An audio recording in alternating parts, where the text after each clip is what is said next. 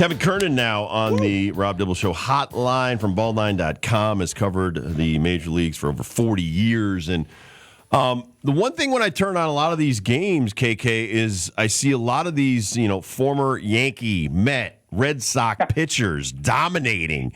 How do these knuckleheads justify not paying Eovaldi or keeping Jordan Montgomery, who I thought was better than Severino back in the day? Plus, he's left-handed. How do they justify this to their bosses that that guy used to belong to us and we developed him and we let him get away?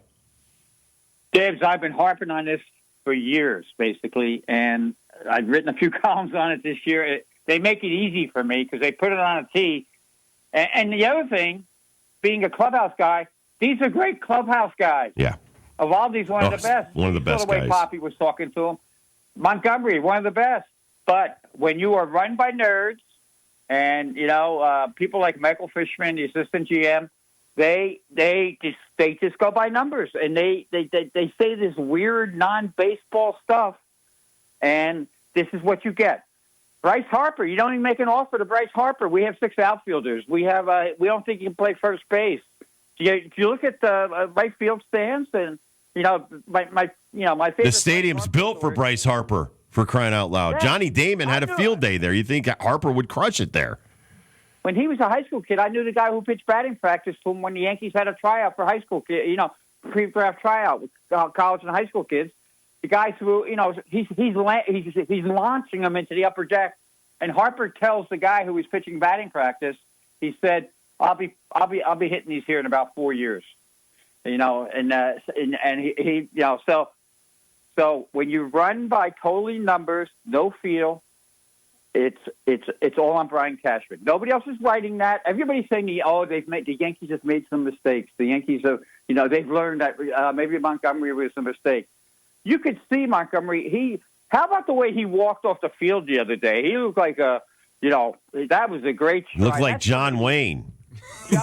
Coming into a bar. Like John Wayne. Sauntering into a bar, and he's going to just, like the shootist. Nobody's screwing with me. Yep. Okay. It's coming again, too. Yep. And the thing is, we see all that. I want to throw out an Al McGuire quote. I threw this in my last column because I talked about aircraft carriers, and, Bryce Harper is an aircraft carrier. You can do anything with him. And Al McGuire made that great. He used to do it all the time on basketball games. But he also said once somebody asked Al McGuire about basketball, and he says, hey, I don't know basketball. I feel basketball. And that's how guys like Bochy are, you, me. We feel baseball. And these guys have no feel for baseball. Every October, what happens pretty much, we get a great baseball run, hitting the ball the other way like the Rangers did yesterday, stealing bases, do whatever, playing defense. And then what happens as soon as the World Series ends? We go right back to nerd ball. It's going to be all these systems. There is no compete, Gene, that can be measured by these guys, so they're lost. And I tell you, I've kind of gotten over the top with it, as you know, from having me on. No, never at all, not at all. But I gotta say, it needs to be said, KK. There needs to be more people like me. I'm done with the nerds. I'm done. Get out. We don't want to stay. As a former, a very good GM told me recently, he said, I had all the, he called them analytical people. I had all the analytics people, but I kept them in their little underground bunker. I didn't let them out. And we've let them out. And they've destroyed the game in so many ways because some of the things they brought in the game have already been in the game. Like now we got to hear the sweeper. Now, how about the sweeper this October? Sweeper's been swept out a few times. Go ask Sonny Gray about the sweeper. And it all comes down to this. But to answer your question, if you don't know baseball and you don't feel baseball, you're gonna let guys like that slip through your fingers. KK, what the Yankees have done? What's your feeling for Max Scherzer in Game 3? I think he'll step it up. I think he'll always give it his best. And he's got something to prove here, guys, because he hasn't been, going all the way back to the Dodgers. He had the injury situation in the playoffs. I just think he's going to dig a little deeper. And I think having having guys like Bochy around just puts you in an at ease type thing because you know the manager's going to be the best for you, and there's no better example. Speaking of nerds, sixth inning yesterday, bases loaded, nobody out. Bochy's just sitting there. He's not looking at numbers. He's not rifling through something. He's not writing notes. He knows, and he said it after the game. And I texted with Boch last week. He knows that guys have different gears, especially in the post. He knew. Now it could have blown up in his face. Evaldi could have messed up there. But he knew that this guy has a different gear. 2 strikeouts and a ground out, and he gets out of the inning with the teeth. Basically, getting guys like Altuve and Bregman. Yep. So I think having that kind of calming influence will help Scherzer. And I will say that if he's not ready, he'll probably have what's his name, Dunning, right behind him. He'll have somebody behind him.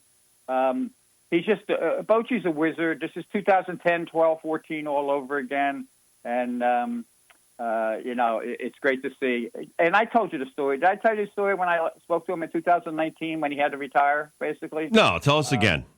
Oh, okay. Yeah, I don't think I told you guys this. I think I said this on WIP the other day in Philly. So I go I'm in the dugout in Oracle, and I go way back with Bruce, way back, and Padre days when he was a player, basically. And I said, Boch, why now? And he goes, Kevin, and that's how he talks. He goes, 25 straight years of managing, 3 stents. It's time to take a break. He had 3 stents in his heart. So this guy needed a break, but he's come back strong. And baseball men feel baseball. When Bochy, this is another great one. When Bochy was thinking he's going to lunch with Sandy Alderson and get a 3 or 4 year extension when he's with the Padres, in the middle of the lunch, Alderson mentions that, well, we're going to give you another year, Bruce. He excused himself from the table. I think he made 1 phone call to Sabian. By the time dessert came, he was the Giants manager. So that's that's the way it works. You got to have baseball, man, and we certainly have that across the board. This to me, I had a lot of baseball people still in the game. They don't want their names out there, of course. I've had quite a few texts the last few days, and they're all pulling. They like everybody in here. Don't get me wrong, but they're really pulling for guys like Rob Thompson, Kevin Long, and Bochy. They want, Philly. It seems to me, from the baseball people, they want to see a Phillies Rangers World Series. And by the way, speaking of Kevin Long, might have been a nice hire for manager by the Mets a few years ago when they didn't even do it. Same thing.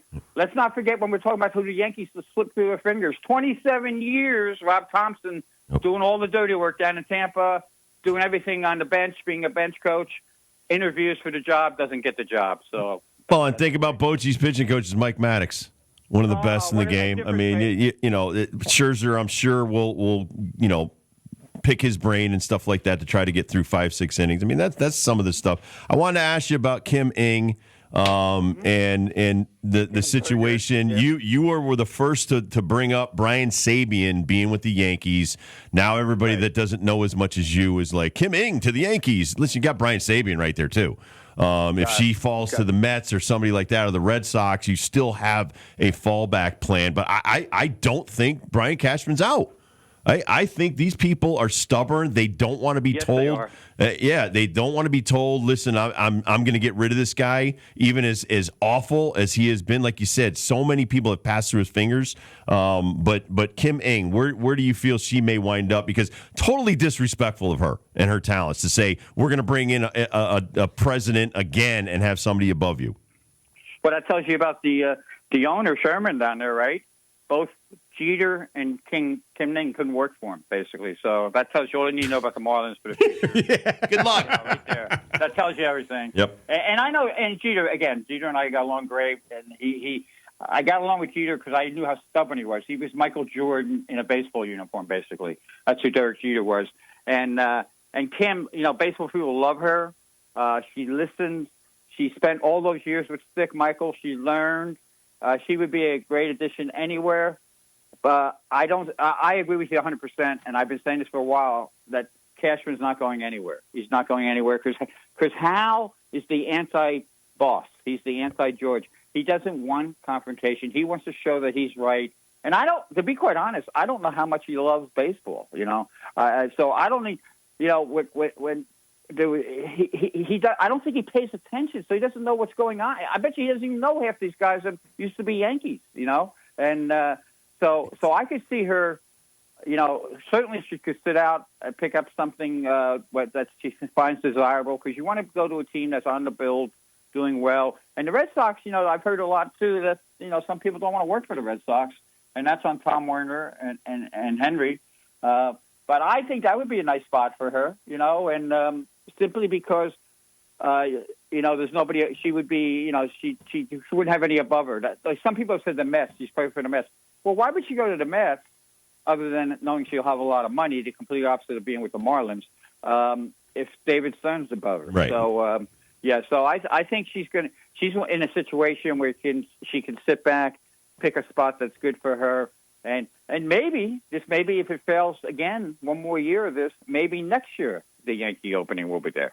I've got an off-season non-player prediction for you baseball men. Craig Counsell will be coaching in New York City somehow, some way next season. Yeah, I think you're probably right about that. I mean, he was there before David Stearns got there. He was hired by the previous administration. He's a good baseball man. Now, does he want to uproot his life and come to the East Coast? But I think a lot of that. I think it's actually easier to manage in New York if you got the power, and he would have the power. They would need a calming influence like him, who is a baseball guy / good with the analytics. Although I think everybody, to be quite frank, I think everybody's good with the analytics. That's one of the most overrated things in the world. So yeah, Counsell, I could see Counsell. To me, it's a no-brainer, actually. By the way, I got to tell you, Ben, the only pick I missed when you guys had me on before the playoffs, I missed because I was trying to be a nice guy and I picked the Cubs. I'm sorry about that. I hope I didn't influence that. I mean, we were so close. So close. If I don't go Cubs, he might, he's going to be upset. Kids will be getting on him, So I went Cubs, and of course, one of the biggest choke jobs in the history of baseball. Couldn't win anything last few games. Let's talk about the Phillies manager and the D-backs managers, like you said, Rob Thompson and Torey Lovullo. I think this is kudos to them, too. They're baseball people. Yep. They banged around until they found these jobs. Even the D-backs job was not as desirable as some of these other jobs, and he made these guys winners. Their first loss was last night, the first time in the postseason for the Diamondbacks. Just talk about... this is where it's at, people. I mean, the analytics is one thing, but you still got to manage a baseball game, and you got to manage men. And you were talking about Bochy. I asked Bochy this maybe 10, 15 years ago, how his managerial style changed, and that was, he said, I got to motivate every kid now. He goes, it's different. Guys are motivated when they came through the door. Now I got to motivate them. So I think that the fact that these guys can motivate today's like AAU-type players is amazing. It certainly is amazing, but you also see when you bring in an Ovaldi who motivates himself and is a great guy. Yep. Time, the catcher, Boch just raves about him. So when you know what you're looking for, you'll get a few guys who help motivate the team for you. Because if you got and again, in San Francisco, we saw what direction they went, and they got guys you can't motivate, to be quite frank. And I'll tell you what, to be honest, if I were a player, why would I want to go to San Francisco now? They're just going to look at you like a widget in a platoon. But these guys, Torey Lovullo, former infielder, he was an infield coach. I talked to some people in the Cleveland organization. That used to be in the Cleveland organization when the Cleveland organization was really good. He paid his dues. He was a roving infield instructor. That's why I laugh when you talk about some of these people that they want to name managers now. You know what? These guys paid their dues. He learned the game. He's strong in his beliefs, and he doesn't waver. That's what's important. And I've said it. I think there's still going to be a series in the National League. It's because they're a good team, and I think Allen got ambushed yesterday. He learned a little bit about what the playoffs are all about. And I said it on Saturday. I said, if Kyle Schwarber gets hot, look out, because everybody else is dealing there. But yeah, they're great baseball managers. Rob Thompson, I talked about him for years because he's the clinicians too. They know the game so much about the game that their players and you get a Corbin Carroll, like you were saying, just about motivating, that kid's motor runs strong. I was a little surprised last night. I don't know if you guys were, that he didn't try to steal a base early on just to get a feel. Right. I mean, so I think they'll be out of that after that first game because that Phillies crowd is intimidating too. It's basically it shows us how baseball should. That's how the Yankees used to be before they got the moat and the zillionaire guys with tickets behind home plate. That Philly crowd is the difference, and they want to play for that. That team, and Rob Thompson is responsible for this. That team loves each other. Every one of those guys. And I would say the same thing about the Rangers from what I've seen. The way, they do things with Austin Hedges. I don't know the exact particulars, but evidently there's some way of a numbering system on his backside that they're keeping of wins needed to get to the whole thing. So when you have guys that motivate each other, it's great. It's a clubhouse thing. When you have guys that motivate, and how about the Phillies too? I still think, and I put this in my last article as well, greatest thing in the world. F the Braves, F who we're playing next, and always F the Mets. Yep. I mean, that's the greatest. That's how you guys were. That's how baseball should be. You know what? Well, I still say F the Dodgers. Tip your cap. Yeah, exactly. I mean, and what's his name? Somebody had. Tommy Pham had that shirt, I think, or somebody had that shirt. I forget. Awesome. Oh, by the way, I'm glad I threw out Tommy Pham's name because I want to mention this. Took a lot of heat when I said Tommy Pham was right, and I was strong about that. And I'm not a Tommy Pham guy. I used to love talking to him because he gave me honest answers. But it's not like I'm in his corner. But Tommy Pham was right. The Mets don't work as hard as they should across the board. When you get to second base in your opponent, it's like being on the Johnny Carson show from way back when. Everybody's patting you in the backside. You don't see the Philly guys talking to the opposing guys when they're on base too much. No. Certainly with the Braves. You didn't see any of that with the Braves interaction, maybe a little bit more with Arizona. These guys are here to win a game here, and Thompson sets that tone. And Thompson has that, been around Joe Torre forever. He has that belief. Sometimes I get a little shaky. I get a little worried what he's doing sometimes with the relievers. But he knows what he's doing. He has trust in them, and he's turned Alvarez into the must guy. You got to get a guy out. I'm bringing Alvarez in no matter where in the game.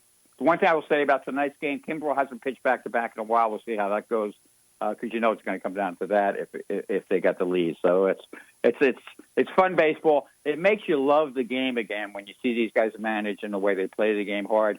And Robbie, one other little small point. We talk about it all the time, PFP. PFP was the difference maker yesterday for the Astros. I think I said it on the last time I was on the show. Framber Valdez looked a little heavy to me. He makes that error. But what gets lost in that error is Robbie Grossman is busting down the line. All these guys run through the box. Evan Carter, the rookie, I love watching that kid play.